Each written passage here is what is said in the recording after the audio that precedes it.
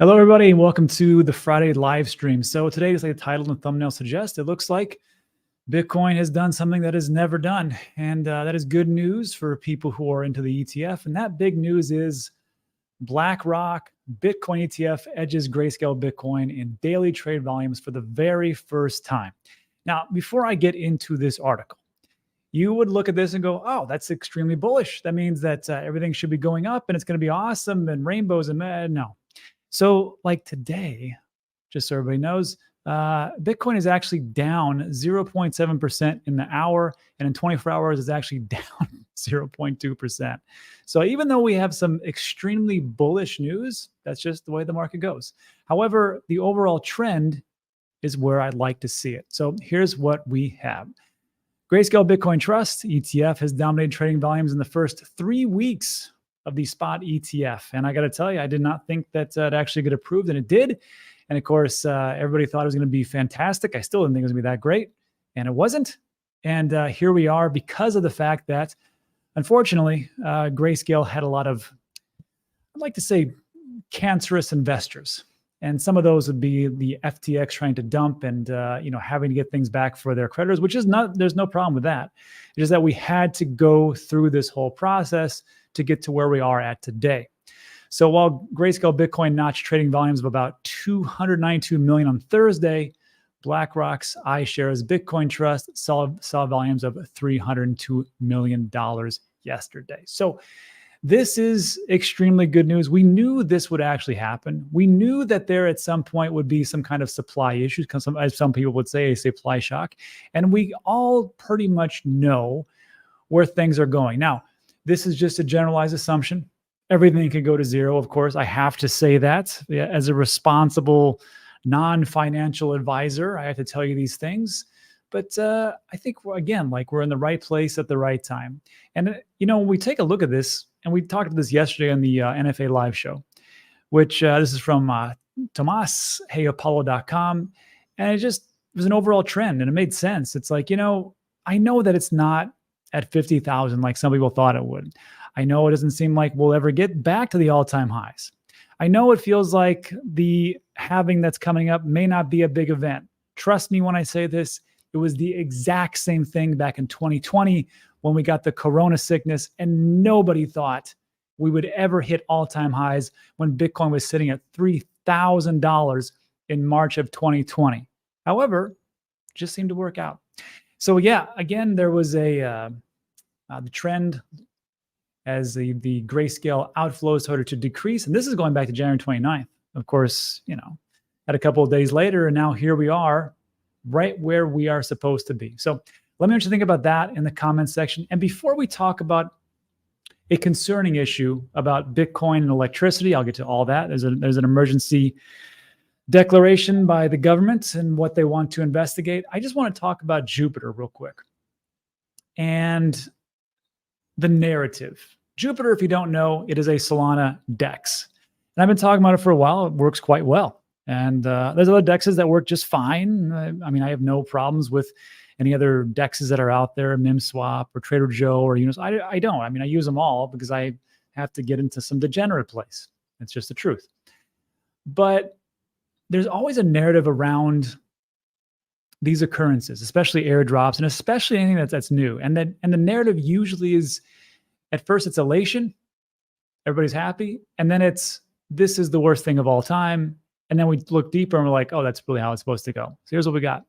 Jupiter airdrop draws criticism, but support remains strong. So if you don't know, Jupiter, if you had used the Jupiter DEX before, I think it was November 23rd, 2023, using any kind of wallet that you had, if you had done that, you were eligible for the airdrop. I did not use Jupiter before that. I actually used Orca a lot before I discovered Jupiter. So I wasn't involved in this.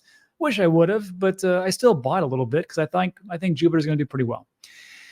Anyhow, Jupiter team aim to use Jupe as a cornerstone for DeFi 2.0, focusing on expansive growth ecosystem initiatives and a governance model that would evolve to incorporate significant community decision-making. Well, that sounds good. I like that. Here's where things went wrong. A key issues raised by observers centered around the Jupiter team's method of offering Jupe on the open market. They say it has doubled as a capital raising strategy. And this is Lord Asterisk. No idea who this is, but somebody on X that people were commenting on. He said, yeah, we literally bought into an open market sale for Jupe. Basically, open market equals fundraising, only that rather than buy the seed round A, B, C, D, seed, pre-seed, private round, we bought a freaking IPO'd on the stock market day. Literally, whatever he says. So, when you see this, you're like, gotcha. It's the worst thing of all time. They're dumping on us. And of course, because that's the natural inclination. Trust me, when I read this, I'm like, these sons of, and I was like, maybe it is. However, there's always two sides of the story. So another ex-user, Jupiter team had put in, another ex-user, our Twitter user, stated that Jupiter team had put in a moon protection on the Jupe token launch so that prices would not exceed 0.70 cents until the Jupiter team reached 100 million, then thus they could dump on everybody. People are participating in a sale without even realizing it. The founder of Jupiter, Mao, wrote in an X post that the team would have received more funds had they opted for an over-the-counter deal or a regular IDO. All right. They launched their token to ensure that airdrop recipients would be able to sell into a massive pool, while prospective buyers would have their assurance that there would be a big enough pool to absorb selling pressure from airdrops. Now, reading this right here, you probably think to yourself, there's, of course, there's two sides to every story, but that's just one person's opinion. Of course, the founder is going to come and, go to bat for his team and then leave everybody out in the cold. And I can see it. However, Blockwork research analyst Renyu Kong noted that much of the criticism around the Jupiter airdrop has been unwarranted. Fundamentally, Jupiter set a price and evaluation that they were willing to launch at. In this case, $47 or billion fully diluted value. It's no different to investment bankers setting an IPO price, which essentially they're just guessing, which a company is willing to sell shares at. No one is forcing participants to buy if they don't like the valuation in the launch pool. Granted, maybe one had preferred more free market price discovery, but that's easier said than done. This is the big thing. When you're going to get into stuff like this, just know that airdrops are great. It's free. We're going to do an airdrop actually today over on my second channel, Dan DGen. This will be the third airdrop with Myro. I'm going to give away 10,000 Myro again, which is roughly about $1,000. So stick around. I'll share that with you. But it really just comes down to this. It's risky. If you're going to get into this, just understand that there are people behind the scenes pulling levers. And they may be pulling 2, 3, 4 at a time, and you'll never know exactly what's going on. The only way to really get around this, of course, is to do as much research as you can. And I know what you're thinking. I've done as much research as I possibly can. I still get screwed over. And that's true. And it's going to happen. So if you're an investor, just know that these things will continue to happen. And one of the safest things you can probably do is get into a project that you like, some of the people that you actually trust, and hold on for dear life, because that's only really what it comes down to, is just sticking around for quite the long time. But the last thing comes down to this. All this stuff gets wiped away if the price is good. How's Jupiter doing? It's doing better than Bitcoin today, I'll tell you that. It's up roughly almost 5%, 4.4 or so. And that, of course, is over 24 hours. So even with all the controversy and things like that, hey, if you got in around 40 cents, whatever it was, still doing pretty good. Now, if you take a look at 7 days, I had understood that actually the price at the beginning was 40 cents, but CoinGecko has it at 74 cents. All right. So maybe you didn't buy at the very top when it actually launched and just waited a little bit, like a reasonable, rational person would actually do. You would have got it like 50 cents, 60 cents, and you'd have been just fine. Anyhow, I bought somewhere around 60 cents, and I'm happy. Let's see what actually happens. So let me just think about that in the comment section. And then lastly, I really thought this was an interesting piece, which is U.S. Department of Energy demands consumption stats from Bitcoin miners. I find it interesting because Senator Lummis from Wyoming came out and said that there is some very delicate negotiations going on behind the scenes for stablecoins and crypto legislation. Then there was also a story about Senator Elizabeth Warren, who comes out and states that she's going to reinvigorate her campaign for the illicit activity that's being done by Bitcoin and digital assets. And now we have this. U.S. Department of Energy demands consumption stats. Why did they do this? Let's take a look. So the survey, which was filed as an emergency collection of data request, was authorized by the Office of Management and Budget on January 26. And I linked this in the description. You can view it yourself if you're bored, I suppose. But yeah, Office of Information and Regulatory Affairs Cryptocurrency Mining Facility Survey, OMB approves the emergency request, consistent with requirements for emergency approval. I find it very odd that it's that pressing, but here we are. So the OMB wrote this, recognizing that this emergency collection is experimental and provisional with the understood intention that EIA, the Energy Investment Authority, no, that's not right. The energy, God dang it. The Energy Efficiency Office, something like that, wants to build to a new standard collection, the OMB wrote in its approval. Correct me in the comment section. I know that I said that wrong. We'll specifically focus on how the energy demand for crypto mining is evolving, identify geographic areas of high growth, and quantify the sources of electricity uses to meet crypto mining demand. In 2022, lawmakers, including Senator Elizabeth Warren, asked federal regulators to make crypto mining disclose their emissions and energy tax usage. So, coming all through this, somebody reading this from the outside would probably think to themselves, oh, well, the Energy Office wants to know a lot of information about Bitcoin. That can't be good. It is, I think, a normal occurrence. And if we look at it like that, it looks pretty, like, oh, maybe they're going to try to crack down. That's what everybody would think, right? But I will tell you, if you look behind the scenes as far as because that's one of the biggest misnomers about how much electrical usage Bitcoin actually uses, as opposed to the renewable resources and the resources that would just be wasted. And because of this, I actually put together this. It was a form. Actually, it was a Google Slides. And it was from a question that Crypto T put out. And this whole piece was all about why Bitcoin. And Crypto T says, I was speaking with a co-developer for a bank and asked him about Bitcoin. He said the idea of losing all your money from a hack or corrupted hard drive is not worth the risk. I said, that's why you don't store your keys on a computer. He said, so this is the future of digital tech and you want me to use a pen and paper? And it bugged me a lot to think about what would be the appropriate response. And I was going to put this out on the weekend, and I still will. But there was just this one piece that I wanted to go over with you, which is electrical usage, which is 100% relevant to what we just talked about as far as the emergency from the OMB office, where they want to know the information. So this is the same thing going over and over again. This is the same thing that in 2017. Bitcoin uses more energy than most countries, and it's destroying the environment. Well, first of all, they're not that far off. It does use as much electricity as a country. This is from Cambridge Bitcoin Electricity Index. And it says very clearly that for the energy usage, it is between South Africa, Egypt, and Poland and Malaysia, sitting right there, I think, in the 26th, 28th spot, somewhere around there. So that's true, but it uses a boatload of electricity. However, just know this. A lot of it is for renewable resources, and then also more than $1 billion of natural gas goes up in smoke every year through flaring. And this flaring process, you have two options. You can flare this for natural gas and blow it off into our environment, which is very detrimental, or you can capture those resources and use those for Bitcoin miners. And the reason why this actually works out so well is because you can get Bitcoin miners and move them into those areas to transport that into Bitcoin mining. Because the problem is, that's what it is, EIA, Energy Information Administration. Finally, I got it.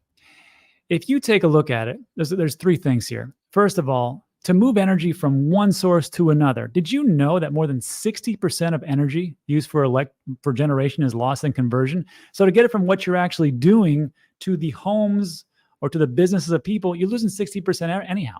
And I'm not going to move my house right next to the actual centralized power grid. It just is not going to work. But I can move all my Bitcoin miners. So in that situation, energy that would have been lost is now being used for Bitcoin mining. Fantastic. Also, in the great state of Texas, where I live roughly 4 months out of the year, what they do is they use that extra energy and they actually pay for it. And then as time goes on, if it's too hot or it's too cold, then they shut down, and the Texas Energy Office actually pays them to do so because they're using this excessive energy. So yes, it does use a boatload of energy, but it uses it in a conservative manner. And lastly, and I want to talk about this. This is a great piece. When I'm talking about moving the Bitcoin miners to the location to actually use the excess of energy, which would all otherwise be wasted, It can also do a circular economy through electrical usage and selling of Bitcoin to support different areas of the globe. This is what I'm talking about. This was a great piece from Bitcoin Shooter, and I linked his profile in the description. This is about 4 minutes, and this is going to be crystal clear as to electrical usage of why the energy demands of what it's used, what it can actually do, and why this form that is being asked by the US government could be potentially a big nothing burger. So I want you to make sure that you hear this crystal clear. Again, this is about 4 minutes. Just take a listen to this. Pretty good. 400 million Africans live without electricity. But that's changing.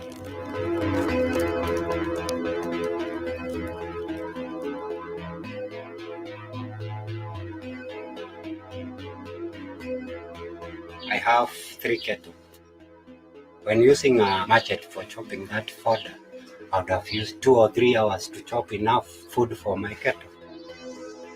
But with this, 10 minutes. It is very fast. Time is so important. Most important. Most important. Our kids have improved in their studies. They couldn't study well because we were using candles and kerosene, which will damage our eyes because of the smoke. And we also see the benefit because we charge our phones well, we watch TV, things have been perfect, a comfortable life. Wow, amazing. How did they get power? It starts with naturally running water, which feeds into a hydropower plant. Problem is, it's normally not profitable to build a rural power plant like this. My name is Thomas Poelmans. I'm the co-founder and CEO of Hydrobox. We produce power for the local community. This site is located in Murang'a County. That's in central Kenya. We were producing power, but back in the day, only able to sell 40%. And of course, economically, that doesn't make any sense. I got to know Eric, and I was talking to him about our challenge. We said, okay, what if we came in and we gave you 100% usage right away? Our job at Gridless is Bitcoin mining.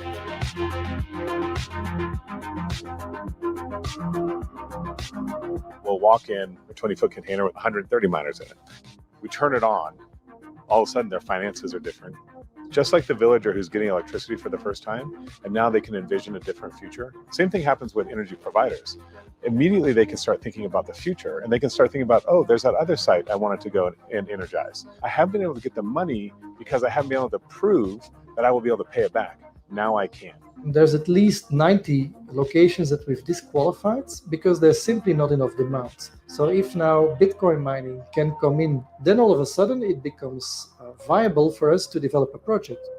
That's a fundamental paradigm shift for a company like us. We win because we're mining Bitcoin.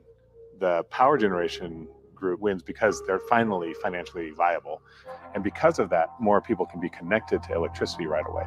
It's absolutely phenomenal. What are your goals in life? Goals.